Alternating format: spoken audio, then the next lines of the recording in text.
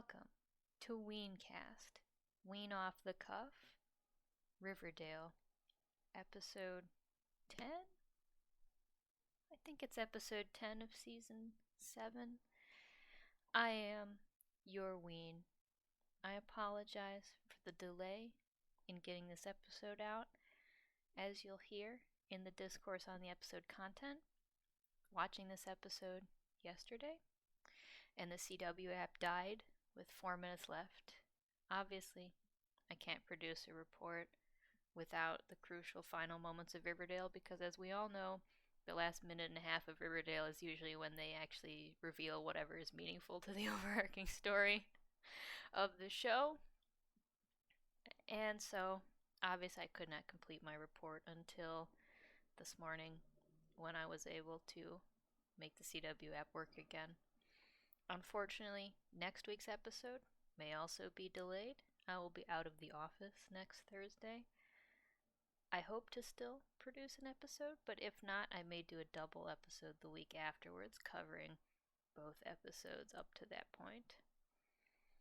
With that scheduling news aside, let's now dive into American Graffiti, a Riverdale episode about boy best friends and cars.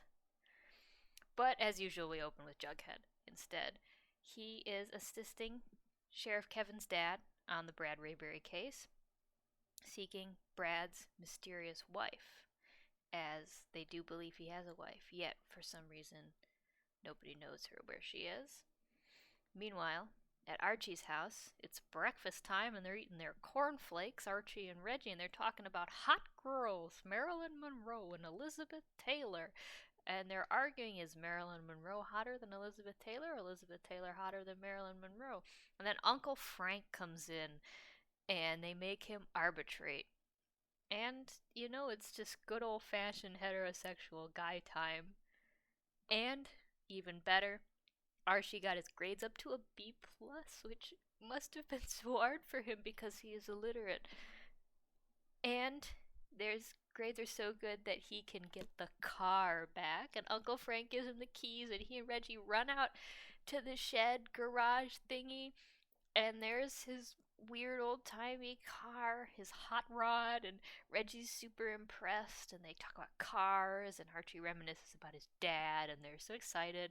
And a lot of this episode is just Reggie and Archie guy time, and it's actually great. It's phenomenal. KJ and Charles Milton have incredible chemistry this episode, and they're boy best friends. They're boy best friends. Back in the Jughead zone, he's inquiring about Brad's wife at Pep Comics, talking to the editor-in-chief. And the editor-in-chief says, well, I don't know anything about Brad having a wife or whatever, but he did send half his paycheck to a P.O. box in South Carolina. I don't know why I've made the editor Southern. When he's not. He's a Riverdale character. He just happened to be talking about South Carolina, but that's how it is now. So Jughead is like, all right, South Carolina, I gotta search for more evidence of South Carolina. Because indeed we had no proof until now that South Carolina exists in the Riverdale universe. Meanwhile, third plotline, Tony's Literary Club, which now has a name, the Black Athena Literary Club, which makes it sound really, really cool. She and Clay and Tabitha, and they did manage to find 2 other black students at Riverdale High, and I think 5 students is a good number for a student club. I think that they worked hard. And they're talking about Ralph Ellison and the Invisible Man, and they're having some very thoughtful discourse that I think should remind the haters that yes, even the writers of Riverdale had to pass AP English. But of course, their white teacher chaperone kind of brings down the mood whenever they get too intense in their discussions or too radical in their political statements. But nonetheless, they're finding companionship and appreciation of art that's important to them. And that's just nice. Except Cheryl sees them through the window of the music room and she's jealous. She's jealous. Cheryl, go to therapy. Quick break then in the plotline to just see Archie and Reggie driving the hot rod around town and going, woo, yay, we're guys, and driving the car and just having fun together like bros. Love them. Back at school, Midge still pregnant. I forgot about that. She's still pregnant though, unfortunately for her. Remember when we did the pregnancy test by stealing her piss and injecting it into a toad? Anyway, but Fangs is convinced that he is his ridiculously circuitous plan to become a rock star who's so famous and cool that Midge's parents will stop caring about being racist towards him or classist towards him once he's so rich and famous. And then he'll be able to marry Midge, is now one quarter complete because he's opening for Richie Valens in Centerville. And Midge is excited, but Fangs doesn't want her to come because Centerville's such a rough town. I would like to know more because Riverdale's a town where people are getting murdered by the milkman.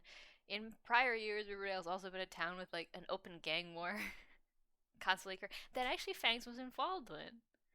Actually, Fangs got shot by Reggie. Oh my god, I forgot about that. Anyway, but obviously that's not true. It's the 1950s now, 47 years in the past and the future. 67 years in the past and the future, it doesn't matter. Anyway,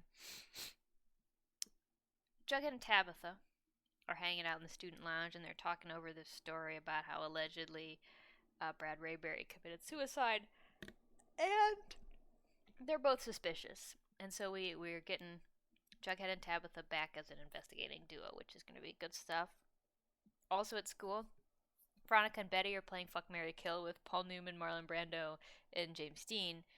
And that's just girl time. And Betty is doing really well because last episode when she was upset about her mom being like, I don't want to be your mother anymore. I'm not speaking to you. Then this episode she realized, oh wait, my mom's horrible. She ruins my life and she's awful to be around. When I don't have to talk to her, everything's better about life. But then Archie and Reggie pull up in the hot rod, and Veronica and Betty are like, oh shit, forget girl time. Forget thoughts in our heads. We gotta go get some of that man meat. And they get sidling up to the guys. Veronica apologizes for how last episode she skipped numerous dates with Reggie. And she's like, let's try again, Reginald. And Reggie's like, do I have to? But in fact, for the plot of the episode to work, he does have to. So he asks Archie if he can borrow the car to pick Veronica up for the date. And Archie agrees because Archie is a gentle beast.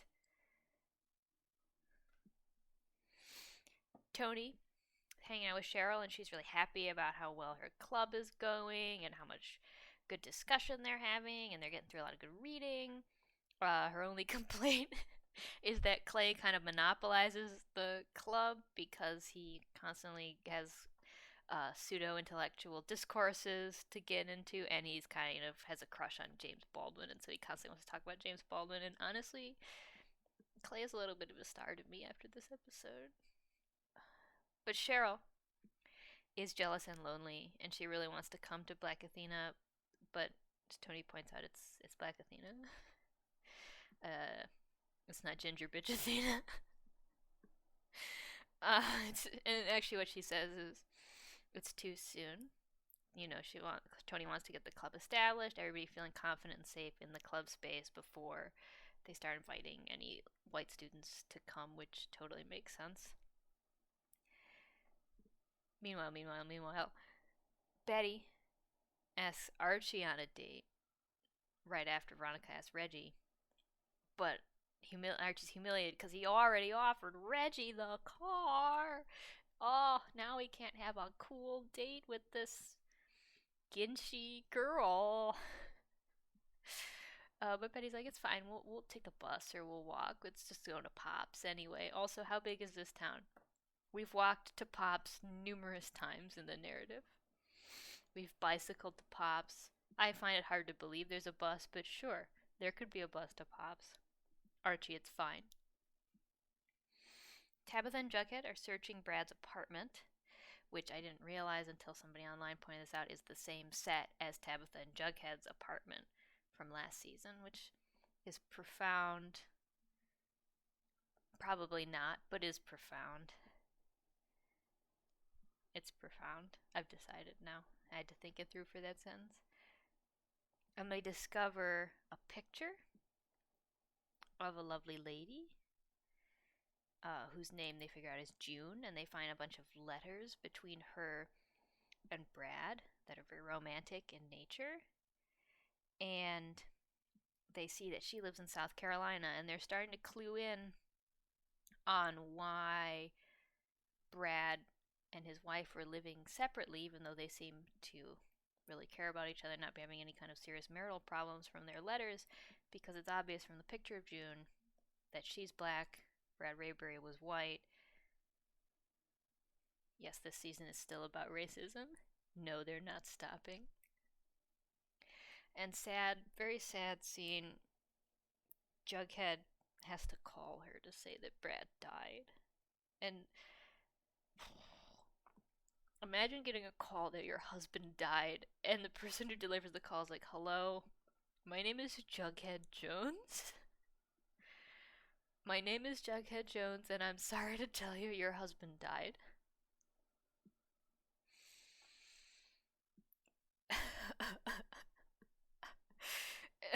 Poor woman.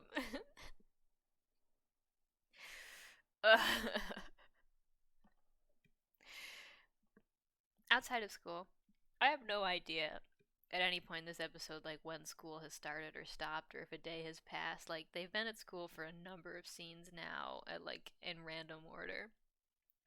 Anyway, outside of school, Kevin is staring dreamily off into the distance, and Cheryl's like, "What's wrong with you, Kevin? Why are you so cheerful?" Um, and he talks about how he got to hear Clay's new poem, which I believe is called an ode to Sydney, which we have to assume is a homoerotic poem about Sydney Poitier, which is so real. um,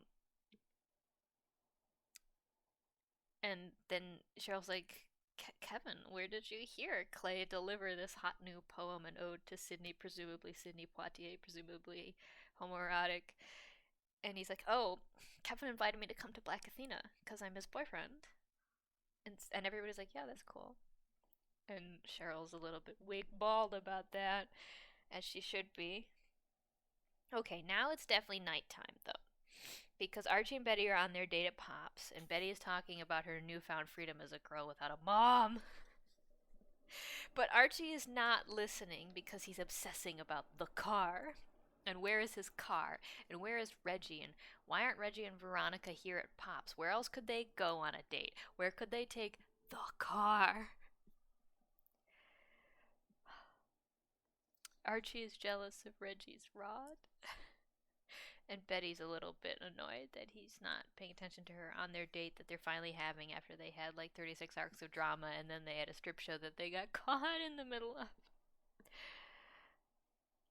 And another date is also going badly because at the dark room, the coffee bar, Cheryl confronts Tony about how come Kevin got to come to Black Athena and Cheryl doesn't. And Tony's like, well, you were a little toxic, Cheryl. But she agrees to let Cheryl come to the club at least once. I think it's already been too long. The details are fading. That's why I try to do the recording right after. Later, late in the night, Reggie creeps into the house. But Archie is sitting in the living room like an angry parent in the dark, so he can dramatically pull on the light when Reggie comes in. He's like, where have you been, young man? And they have a whole fight about how Reggie took the car after he and Veronica went on their date, and he dropped Veronica back at home, which, as we know, is now a movie theater. He went for a joyride. He took Archie's car out onto the highway and they had a good time. And he was driving it around and he could have wrecked it. You could have been dead in a ditch, says Archie.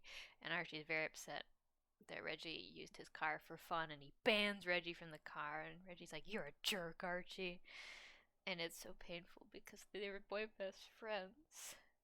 And the next morning, Uncle Frank also feels sad about it because he's like, "Arch, don't don't be mean to poor old Reg. He didn't grow up with all the advantages that we had. He's a poor farm boy, and as we learned a few episodes ago, he's experienced racism. So you gotta ease off on the little kiddo." And Archie's like, "But my car." And of course, his car is uh, allegorically connected to his dead father. Betty and Veronica are back at school the next day, and they're both disappointed with the quality of their dates because all Archie was thinking about was, "Where's my car?" And all Reggie was thinking about was, "Damn, I got a car." And neither of them was thinking about, "Oh, I got a hot girl on the line." And Betty immediately is like, "Why don't we swap dates?" Because she's swinging inside. And Veronica's like, "No, no, let's do a double date. We'll go to Fangs' concert that's happening in Centerville because it's too rough for Midge, but apparently it's not too rough for Betty and Veronica because they live on the edge. They're girl bosses." Um, Following back up on Jughead and Tabitha, yes, you probably forgot about them by now. Tabitha explains to Jughead that she carefully studied the letters between Brad and June and has figured out that the two of them got married in New York and then they moved to South Carolina to take care of June's parents. But whilst they were in South Carolina, they were harassed by racists and white supremacists for being in an interracial marriage. They were threatened with violence, had a cross burned in their lawn, many terrible things. So Brad left South Carolina, came to Riverdale, whatever damn state Riverdale is in, although I think last season it did confirm it was in New York. Um, and Brad was writing as hard as he could to save up so that they could buy a safe new place for June's parents to live since they were now also being threatened by the racist groups, and so that the two of them, Brad and June, could move to Paris to live in safety um, and comfort as an interracial marriage. And in the last letter that Brad wrote, he was in good spirits. They almost had enough money. He was excited to see June. He was excited to get to a place where the two of them could live happily and openly in their relationship. So why would he kill himself? But as we already know, he didn't kill himself. He was murdered by this mysterious milkman. And so Jughead and Tabitha continue to vow to find the truth about this. Archie finds Reggie and he apologizes for being so darn grumpy about his car, and Uncle Frank gave him a real talking to, and Reggie's like, "No, I shouldn't have taken your car out for a crazy ride after you were nice enough to loan it to me, you know. We're reconciling. We're reconciling." And that's right when Betty and Veronica approached to ask them for a date to the concert. So everything's back in order right now. Everything's fine. Surely there's not half an episode left for more things to go wrong for Archie and Reggie and Betty and Veronica on their respective double dates. Dates doubled. It's fine. It's going to be great. At the next meeting of Black Athena, first of all, Kevin is just there again. Okay, I guess Kevin is just in the club now. Honestly, starting to see Cheryl's point. But they have a good discussion of Native Son by Richard Wright. Um, I kind of like that now that they've decided they have to talk about racism. They all like famous um, black authors in the Riverdale universe like are the same ones in our universe. Like they don't have a stupid name. They're legit, like James Baldwin, Richard Wright, Ralph Ellison, Zora Neale Hurston. They all just exist. Their books are the same. But like white authors are replaced by crazy bullshit like Brad Rayberry and the Jupiter Journals. And I think that's a win. I think that is a win. I think that's praxis. Anyway, they're talking about Native Son and they're sharing their AP English opinions about Native Son. And then Clay called on Cheryl to speak, and she's embarrassed because she's told Tony she probably wasn't going to say anything. She just wanted to understand what the club was about. and she has to admit in front of the club that she's never read a book by a black author before, and that the rich family of the white girl in the story, who end up being very cruel to the protagonist, as I think. I actually don't think I've ever read Native Son. My AP English wasn't as good as Riverdale. Reminded her, that white family reminded her a lot of her own family, and she had to do some serious reflecting about her racist family, which is good because if there's any family that needs to be reflected on about what's wrong with them, is Cheryl's family. But Clay very kindly offers to share a syllabus he's created of great black authors that he feels everyone should read.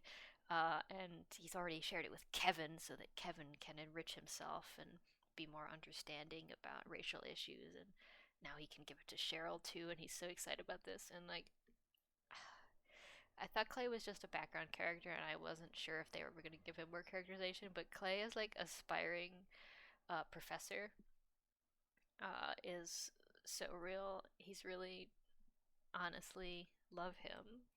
Love him. He's great. He's good. One of the best supporting characters Riverdale's added in a while for me. Meanwhile, in the Jughead plotline, Jughead brings his suspicions about the fake frame up murder suicide job of Brad Rayberry to Sheriff Kevin's dad, and Sheriff Kevin's dad is skeptical, and he pulls out a bunch of files and he's like, "You think your hero friend there, Brad Rayberry, was such a stand up guy? Well, did you know he was a commie and a draft dodger and a mental patient and a dope fiend?" And Jughead is horrified. I think this means he sounds even cooler than he was before. Commie, draft dodger, mental patient, drug addict pretty much makes up the majority of people I know, as well as the majority of the people I'm descended from. And that's why Riverdale and I have an understanding. After the meeting of Black Athena, Tony and Cheryl touch base, and Tony is like, "I'm kind of worried that everybody would feel uncomfortable with you there, and that you would be uncomfortable. But things worked out really well, and you did a good job today, and I'm glad that you got something out of attending, and that it wasn't bad for my club members." And Cheryl's like, "Yeah, I was worried about accidentally saying something racist, but I think it turned out okay. And I don't have to come to the private club meetings anymore. I don't need to be so intrusive, but I will keep coming to the public events, and I will keep supporting you, Tony, my girlfriend, because I can see how important this is to you." And again, this is growth for Cheryl. The Cheryl of previous seasons would have tried to destroy Black Athena so that she could have Tony as her prisoner. I'm proud of Cheryl for realizing she doesn't need to be involved in every part of Tony's life, and for appreciating the insights she got without needing to make them her entire universe. And Tony is so impressed that she invites Cheryl on a date to the Fangs concert in Centerville, which is, I think, going to be good for them. I'm glad for them. Brad Rayberry's wife, June, arrives uh, at Brad's apartment. She talks to Jughead and Tabitha, shows them Brad's last letter that he sent her, proving he was optimistic right before he died. Jughead asks her about Brad's past and if he really was a commie draft dodger, mental patient, drug addict. And June explains that no, he attended a few communist meetings during the Depression because he was broke down like all the rest of us. And in fact, he was a veteran of the Second World War. He was injured in the line of duty. That's how he got on the opium. And he's the one who signed himself into the mental hospital so that he could get clean. So he was not a commie draft dodger, mental patient, drug addict. He was an American hero, because those are two separate things that cannot be co-located. And most importantly, he was a lifelong optimist even when he was a janitor working the overnight shift at the maple factory. And so June finds it hard to believe that he would kill himself also. Um, and she warns Jughead and Tabitha that it will be dangerous for them to investigate this case further, but that they have her permission to continue to search for the truth about what happened to Brad. The double date. The double date is going badly because Archie and Reggie are in the booth at Pops with Veronica and Betty, and all they're talking about is car guy time. They got a car magazine on the way here, and the two of them are looking at cars together, and their girlfriends are annoyed. And honestly, I didn't want to be the one to say this because I feel like it's been said so many times, but I think this double date does in fact demonstrate conclusively that it would be better for Archie and Reggie to date and for Betty and Veronica to date. Um, Obviously, I think that the final status of Riverdale is a town-wide polycule, but here I really think that maybe it's better that Betty and Veronica are girls going their own way. But they finally convince Archie and Reggie to leave the car magazine and get them to Centerville. And then Archie and Reggie have a little bit of a guy fight where they weirdly have to like hold hands over the keys of the car about who's gonna drive. Finally, I think Archie wins because it is his car. Or maybe Reggie wins. It doesn't matter. I'm not paying attention to the car. I'm gonna be real with you guys. Back in the apartment, June is getting ready to leave to go back to South Carolina. She's going to try and publish Brad's last novel. She gives Jughead permission to keep adapting Brad's stories to comics. Jughead suggests that he could try to get the Pep Comics company to do a tribute issue to Brad, and then he could send the money to June to help her, um, which is very nice of him. It's unusually thoughtful, Jughead. And then June asks Jughead and Tabitha if they are dating, and Jughead and Tabitha do the whole, oh no, we're just great friends. Oh my god, we're just class. Oh my god, we're just good friends. And June is like, okie dokie. Well, um, let this serve as a reminder too that it's extremely dangerous to be in a interracial relationship. And you're like, oh, sad face emoji. Back in the Double Date storyline though, the car broke down. Oh my god, oh no. Cause somebody forgot to get gas. And Veronica's like, I'm not walking back to Pop's to get gas. Betty and I will stay here in the car, and the two of you will go and get some gas. And, I mean, our boys can't argue with the girl boss, so they start walking dismally uh, back to Pop's, like 4 miles, to get some gas. Archie is like, Reggie, why don't you just get a car from Clifford Blossom? You know, they'll give star players any perks. And Reggie is like, why would I want to hang out with that guy? He's a horrible racist, as we learned several episodes ago. Also, it's already embarrassing enough for me that he has to pay my dad to get a new farmhand. Also, I'm not a guy who wants to live on handouts. Why, also, Archie, why do you have to be so mean to me about wanting to borrow your car? You're being kind of racist. And then they wrestle idiotically on the road, scrabbling in the dirt and putting each other into headlocks and basically just constructing intricate rituals to touch the skin of other men. Um, and they almost get run over a couple times, and no one is picking them up as hitchhikers. But you know who is getting picked up? Betty and Veronica, because as they're shivering in the car, the broke down car, oh, what's this? Cheryl, Tony, and Midge pull up in a cool car, and they're like, hey, Betty and Veronica, we could take you to the concert. And Betty and Veronica are like, oh, fuck yes. And I think we have to say this is a win for lesbianism. The 5 girl boss car headed to the Fangs concert. boys forgotten. In fact, the only people actually enjoying each other's company right now are Jughead and Tabitha. They're at Pops. They're talking about all they went through to investigate Brad Rayberry's death. Tabitha explains that she's decided to return to the NAACP tour because the stories about how Brad and June were threatened and terrorized and abused remind her of all the terrible things that she saw when she was on tour with Emmett Till's mother. And her parents are still out there, and it's been good to come back and catch up on her schoolwork, but she needs to get back to the work.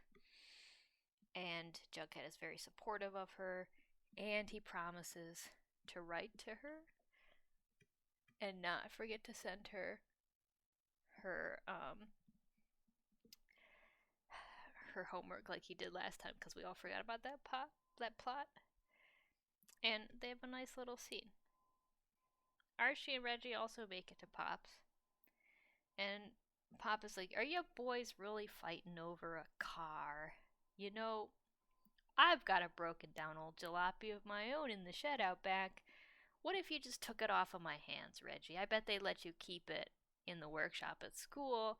You could fix it up, then you'd have your own car, Archie would have his own car, and once again, I, Pops, the only good person in Riverdale, will have solved all problems, even ones that can't be solved with a burger and fries." And obviously, Reggie's over the moon about this. They get the gas and they start walking back. And while they're walking back, Reggie admits that he didn't go on a joyride after he borrowed the car to hang with Veronica. He drove home to see his mom and dad back on the farm because he's a simple farm boy who loves his parents.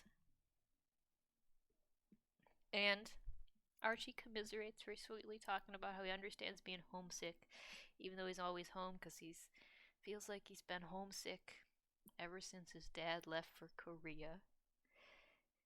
And his dad was his best friend. And Reggie's like, "Whoa, really? Your dad was your best friend? Not Betty? Not that other guy? Beef soup? Soup can?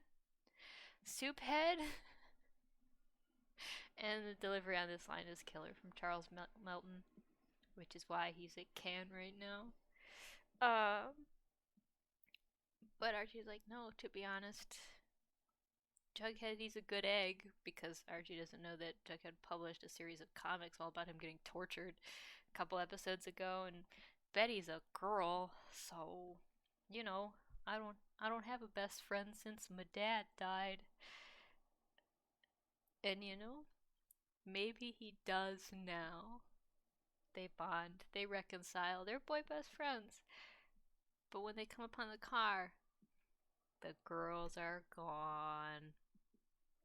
And then yesterday, when I was trying to watch this episode, this wooden CW player died on me, and I was cut off from the final moments of the episode. But luckily, things are back in order now, and I can tell you about the final 4 minutes of this episode of Riverdale American Graffiti.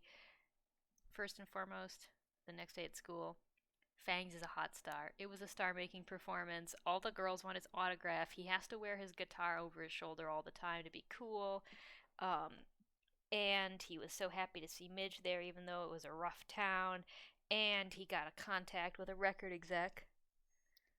And this is his chance to make his career. Gosh, I hope he doesn't get taken advantage of and addicted to prescription drugs and then die young. That would be sad and very unlike a old-timey music star.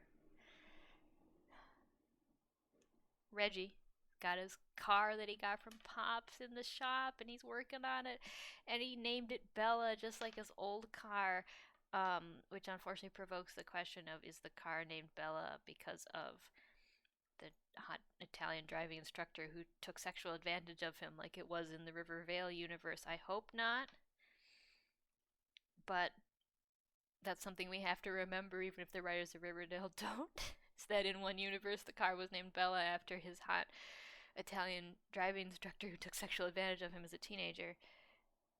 But what's more important right now for the plot of this version of Riverdale is that Reggie's fixing up the car, and he didn't ask Archie for help, he asked Betty for help. And he and Betty are working on the car together, and they're like bonding over the car, and Archie's a little cut out, and Archie's kind of hurt. His feelings are a little bit hurt. He had a boy best friend and he had a girl best friend, and now they're best friends with each other. It's so hard to be Archie. He's not smart, and he's just so small inside his brain. He's obviously very large in real life because he's ludicrously buff for an alleged 16-year-old. The code of this episode: Jughead is back at Brad Rayberry's house, cleaning things up, pondering the horrors of this unjust world that we live in, when somebody knocks on the door. It's the cat lady who lives next door. She wants some milk for her kitty, which she's, of course, carrying, and it looks bamboozled. Great cat acting in this episode. But when they go to the fridge, there's no milk in there. And the cat lady's like, well, that's funny, because a few days ago, the milkman came by at a weird time of night. And Jughead's like, the milkman? How did you know it was the milkman? And why would he come at night? And the cat lady's like, oh, you always know the sound of the milkman because of the clacking together of his jars, his bottles. And Jughead knows instantly. This is no ordinary milkman. This is the murderous milkman, whom we must recall murdered Ethel's parents, and may or may not have come to life out of a comic book, or alternately, may be working for the evil old guy council of Clifford Blossom, Friedrich Werthers, and Principal Featherhead. Dun dun dun dun dun. X-Files soundtrack. And that's American Graffiti. We're finally picking back up with this milkman storyline. Although it's hard to tell exactly what the next episode will be about related to the milkman, because what the next episode is definitely about is Halloween. Yes, it's a classic Riverdale Halloween in summer episode. And our heroes are going to be doing some Halloween stuff. We know that not just because of promo, because the episode's title is Halloween 2. I love her, Your Honor. What we also learned in the episode is that Veronica says there's going to be a Halloween show. We see Cheryl dancing around in the Halloween funeral version of the cheerleader outfit, as we can recall from the cheerleader funeral back in the early seasons. It looks like Julian is smashing mailboxes. It's good. We haven't seen No Eyebrows Julian in a week or two. So he's still evil. And Betty looks like she's working on the car with Archie and Reggie, and she's having uncontrollable fantasies about getting doubled down with Archie and Reggie simultaneously. Get it, girl? So that's something to look forward to.